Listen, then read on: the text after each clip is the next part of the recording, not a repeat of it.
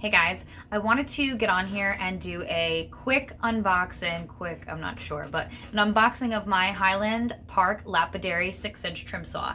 And there's a few reasons why I chose this specific trim saw. I'm gonna get into them. So if you wanna skip to me using the saw and unboxing it and all that good stuff, I'll put a timestamp down below and on the screen. Let's get into it. So I looked at a lot of different saws on the market. I knew a 6-inch saw was going to suit my needs as far as the space that I have down here and also what I wanted to be able to do with the trim saw. I'm not looking to make slabs.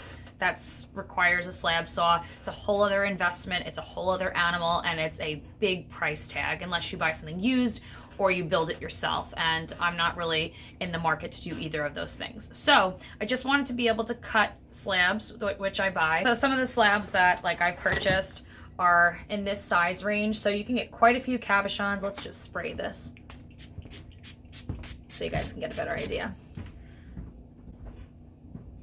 And I bought all different kind of slabs. So you probably have seen these guys on my TikToks or my Instagrams. I've shared a bunch of these. This actually is one of my favorites. West Java Purple Chalcedony. So you could take these and you can trim them on this trim saw. Now I looked at Covington, I looked at High Tech, Lorton, what else? What was it, Rock Rascal, and I also considered at one point the Cab King attachment saw. Now, ultimately, the reason I went with this was for a couple of reasons. I liked the functionality, I liked the design, and I liked what overall people had to say about the quality of their products. And everyone consistently across the board said, Highland Park, Highland Park, Highland Park is going to last you. It's going to last you. It's a workhorse. And for me to spend an extra $100 or $200, I saved my money. And that's when I decided to just bite the bullet and purchase the more expensive saw that I really wanted to. You can get some Lortons that are running more than this one. This retails right now at $5.95. I believe they said it might be going up because of maybe import issues. Not really 100% sure, so don't quote me. But I thought that was a very reasonable price for something that is really solid and well built. All right, so I just wanted to pull up what it was made of because I couldn't 100% remember. It is a rugged cast aluminum cutting deck and tank with 1/4 HP 110 volt motor. And it comes with a thin line agate slicer diamond blade, which I heard lasts a really long time. I think I saw Lapidary Dave's video and he did a review on this saw and said that he had the same blade for like a year that he was using, which is pretty incredible. I really liked what it was made of, but also the cleaning was a big thing for me. A lot of these saws have side drain plugs, which you have to I'm sure you have to probably tilt this saw too, but this has a front drain plug. I'm almost 100% sure it does. And you're able to clean the saw, to me, much easier. The High Tech one, you have to bring the entire saw outside to dump it out. Now I'm in the basement. I don't really want to have to do that. It's bad enough that I have to go upstairs for running water because I don't have water down here. I didn't want to have to take the entire saw with me. So the ease of cleaning is really important to me. The blade quality that it even comes with is just overall really good. So far, that's what they say. And the design, the functionality, I just felt overall this was the best saw for me. I did have issues getting the saw in, which is something I knew ahead of time, that they were extremely back ordered because their warehouse is in China. This used to be a American made brand, and then I believe it was sold and they started manufacturing in China. I don't know if it was manufactured prior to the selling of the business or not. I'm not gonna lie, it was definitely something that I thought about buying from Covington over them because I would have liked to support, obviously, a USA brand, but this one overall just called my name more. So because of COVID and all of the shipping issues with importing, this was back ordered hardcore back in December, November, October. But since I ordered it in I think early March, I only had to wait 2 months. So it's now end of April and it finally came to my doorstep. So I know there was other people waiting 4, 5, 6 months, I think, for this saw. They're in stock currently now as I'm filming this. I don't know if they will still be by the time you guys go. I'll leave a link below. But yeah, let's just get into it. I think that's enough jibber jabber of the saw, but I will say that the customer service representatives, they are based out of the Philippines, but the call center was very, I think it was only a couple people that worked in the call center because I always talked to the same few people. They were really nice and very, very helpful. And I was definitely feeling like a little impatient at certain points because I've never ordered from them before, so I wasn't sure that if they were telling me something to kind of have me hold off on buying a different saw, or if what they were telling me was truthful. But I do know that, like I said, the importing thing is a huge issue with COVID. So I'm really happy I waited it out, because overall I am really satisfied so far with this company. So let's get to it. So this is how it came packed, and just simply take this part off, and this is the entire saw.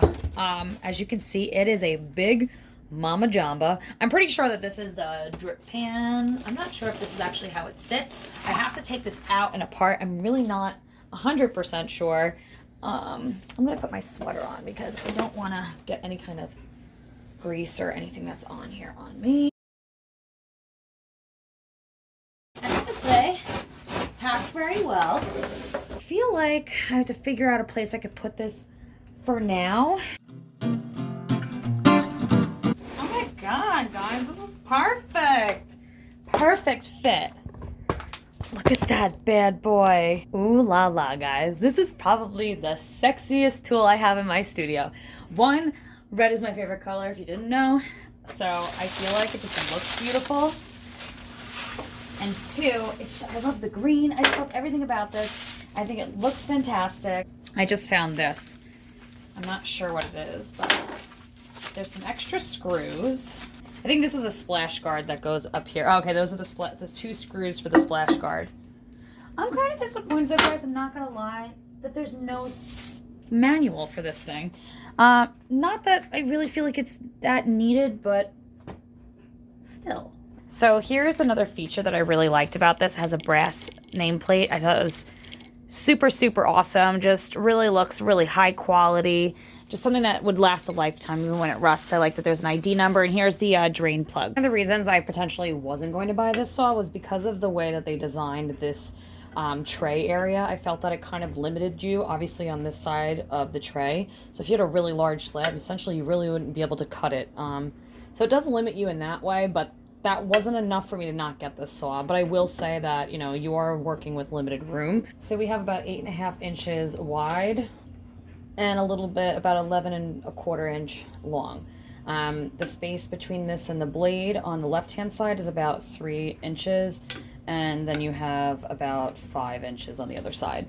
So I just wanted to bring that up in case that's something that would deter you from buying this saw. Now I'm going to just install the splash guard. I love how easy it is to set this up because it literally comes pre-assembled, and it comes in this nice like wood base. Those things to me, like just the ease of taking it out of the box and pretty much being ready to go, is awesome in my opinion. Just makes it really, really, really easy to start your journey with using your trim saw. Also, another thing, in order to fill your reservoir with oil or water, you need to completely take out the screws. I mean, it's not that hard. You only have like 4 screws to open it up and fill the reservoir with water. Same thing to change the blade or clean it.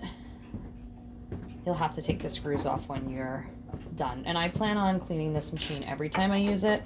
I probably won't do it right away on this video. So I'm going to fill this with water. Obviously, you can use oil in your machines. From what I've read on the lapidary forums, pretty much most people say under 10 inches on your trim saw, you want to go with water. It's just not necessary. So I'm going to fill this up and have the blade be covered about 1/4 of an inch or so. I'm not sure. Kind of have to get used to that, honestly. Let's pop this back on, and we're going to pop the screws back in.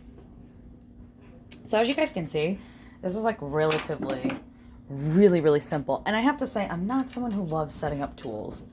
Like when I got my Cab King in, Joe and I both did it together, but I don't know why. It's my least favorite part. I just want to use the tool. Sorry if it's a little blurry over here. It's very dark. I don't also have a lot of working room between the Cab King and this. This is the switch, on and off. I'm going to plug it in. Let's go. All right. Looking pretty good. The splash guard's looking nice. Definitely working out nice and well. Smells like a new machine, that's for sure. Really smooth sounding, not too loud either. I will say that motor sounds nice. So this is my first impression so far. Let's get to cutting something.